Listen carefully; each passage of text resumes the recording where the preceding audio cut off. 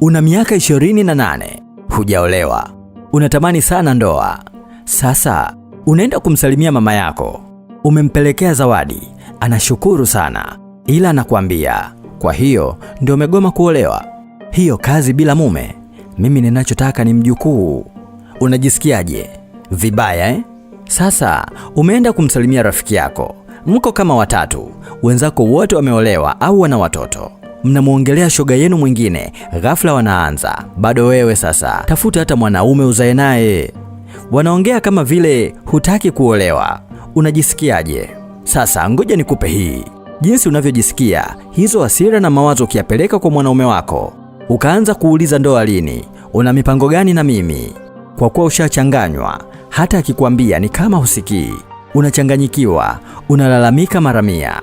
Wewe unaona ni kawaida, unawaza hivi kwa nini lakini? Swali la kujiuliza, je, huyo mwanaume ameshakuwa tayari kuoa?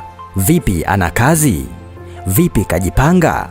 Lakini alikuwa na malengo yake ya kimaisha, vipi kayafikia? Haya, unalazimisha muoane. Vipi mkishaoana, anaweza kuhudumia familia? Najua una hasira sana, najua umeshachoka kusubiri, najua kila mtu ameshakwambia olewa, zaa.